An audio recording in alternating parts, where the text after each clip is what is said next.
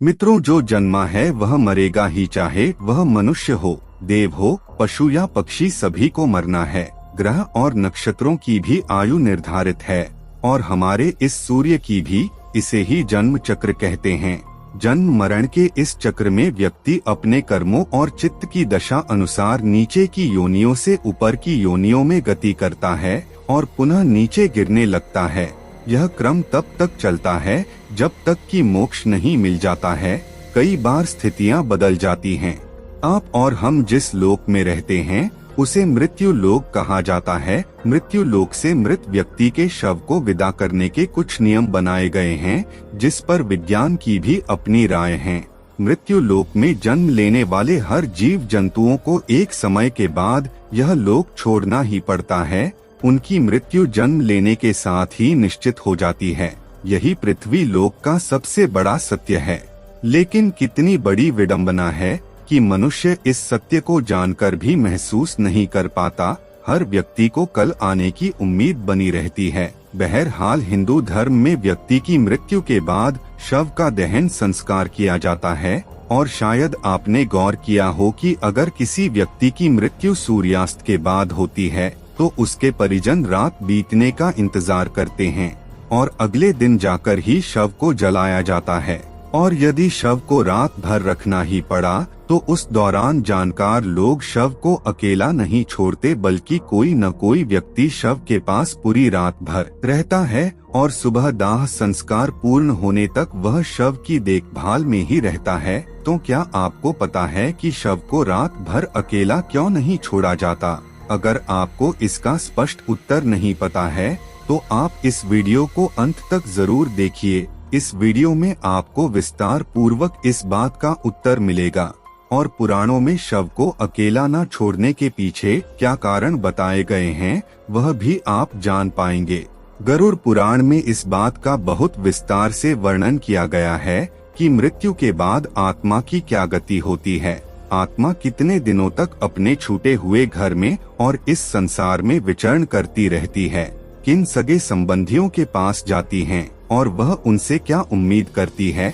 इस वीडियो में हम गरुड़ पुराण के बताए अनुसार मृत्यु के बाद शव को अकेला न छोड़े जाने के कर्म को जानेंगे।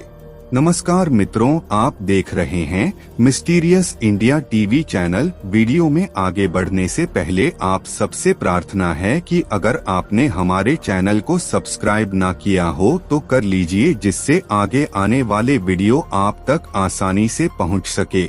संक्षेप में पहले हम यह जान लेते हैं कि किन परिस्थितियों में शव का दहन संस्कार नहीं करना चाहिए। गरुड़ पुराण में इस बात का भी स्पष्ट वर्णन है कि इन 3 स्थितियों में शव का दाह संस्कार उचित समय आने तक के लिए टाल देना चाहिए।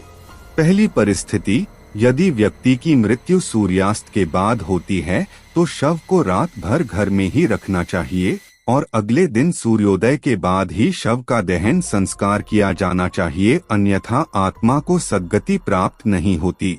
दूसरी परिस्थिति, यदि किसी व्यक्ति की मृत्यु पंचक काल में हुई है तो पंचक काल खत्म होने के बाद ही शव का दहन संस्कार होना चाहिए, क्योंकि गरुड़ पुराण सहित कई धर्म ग्रंथों में यह कहा गया है कि यदि किसी व्यक्ति की मृत्यु पंचक काल में होती है तो उस व्यक्ति के घर, परिवार, कुल, खानदान में 5 अन्य लोगों की भी मृत्यु हो सकती है। इसलिए मित्रों, आपने देखा होगा कि धर्म शास्त्र के ज्ञानी लोग इस समस्या के समाधान के रूप में आटे, बेसन या कुशा अर्थात पवित्र सूखी घास से पंच पुतले बनाते हैं और इसे शव के साथ ही अर्थी पर रखकर इनका भी शव की तरह ही पूरे विधि विधान से पंचक काल के खत्म होने के बाद अंतिम संस्कार कर देते हैं। इससे पंचक दोष भी खत्म हो जाता है। पंचक काल में अंतिम संस्कार किए जाने से आत्मा को मोक्ष की प्राप्ति नहीं हो सकती। तीसरी परिस्थिति में शव का अंतिम संस्कार तब तक नहीं किया जाता जब तक कि व्यक्ति का पुत्र मुखाग्नि देने के लिए उपस्थित न हो और वो यात्रा करके पहुंचने वाला ही हो, क्योंकि पुराणों में इस बात को बहुत ही महत्व दिया गया है कि मुखाग्नि यदि पुत्र के हाथों से होती है तो आत्मा को सद्गति प्राप्त होती है। मित्रों, अब बिना देर किए हुए जानते हैं कि मृत्यु के बाद शव को अकेला क्यों नहीं छोड़ना चाहिए। इसके पीछे क्या मान्यताएं और वैज्ञानिक तथ्य हैं। मृत्यु के बाद आत्मा घर में 13 दिन तक निवास करती है। गरुड़ पुराण में बताया गया है कि दाह संस्कार के पहले शव को अकेला नहीं छोड़ा जाना चाहिए, अन्यथा यह आत्मा का अपमान होता है। गरुड़ पुराण में यह भी लिखा है कि यदि शव को चींटियां, कीड़े मकोड़े, कुत्ते, बिल्ली इत्यादि से हानि होती है तो ऐसे ही कष्ट आत्माओं को यमलोक के मार्ग में भोगने पड़ते हैं। इसलिए परिवारजनों की यह जिम्मेदारी बनती है कि मृतक के शरीर की सुरक्षा करें। रात के समय तामसिक शक्तियाँ ज्यादा प्रबल होती हैं। जब शरीर से आत्मा निकल जाती है तो शरीर रिक्त हो जाता है। ऐसी स्थिति में यह शक्तियाँ उस शरीर को अपने वश में करने का प्रयास कर सकती हैं। इसकी संभावना खत्म करने के लिए किसी व्यक्ति का मृत शरीर के पास होना जरूरी होता है। मित्रों, अगर वैज्ञानिक कारण की बात करें तो विज्ञान यह कहता है जिस क्षण आत्मा शरीर को छोड़कर अलग होती है उसी क्षण से शरीर का क्षय शुरू हो जाता है, जिससे मृत शरीर से दुर्गंध आने लगती है। इस दुर्गंध को कम करने के लिए और वातावरण धार्मिक रखने के उद्देश्य से मृत शरीर के आसपास अगरबत्ती, धूप, दीपक इत्यादि जलाए जाते हैं। ऐसा करने की जिम्मेदारी उस व्यक्ति की होती है जो व्यक्ति शव की देखभाल करता है। इस बात की भी संभावना रहती है कि तंत्र मंत्र करने वाले व्यक्तियों से मृतक शरीर को नुकसान पहुंचाया जा सकता है, जिससे मृत आत्मा भी संकट में पड़ सकती है। इसलिए किसी भी तांत्रिक को मृत शरीर के आसपास नहीं आने देना चाहिए। मित्रों, गरुड़ पुराण में भगवान विष्णु और पक्षीराज गरुड़ के बीच की बात को लिखा गया है, जिसमें भगवान विष्णु बताते हैं कि यदि इन बातों का ध्यान नहीं रखा गया और शव का अंतिम संस्कार सूर्यास्त के बाद या रात में ही कर दिया गया तो उस व्यक्ति की आत्मा को असुर योनि या पिशाच योनि में जन्म मिलता है और अनेकों कष्ट भोगने पड़ते हैं। व्यक्ति की मृत्यु का और दाह संस्कार का समय कितना महत्वपूर्ण होता है, इसका महत्व आप इस घटना से समझ सकते हैं। भीष्म पितामह ने अधोगति से बचने के लिए ही सूर्य के उत्तरायण होने का इंतजार किया था।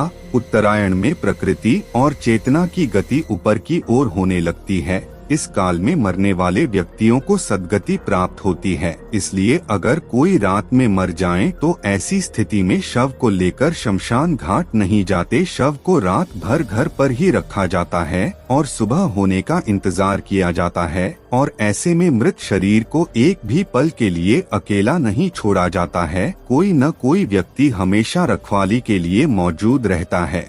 मित्रों, तो यह कारण है शव को अकेले न छोड़ने का। आपकी इस विषय में क्या राय है, नीचे दिए गए कमेंट बॉक्स में जरूर बताइए। मिलते हैं आपसे अगली वीडियो में।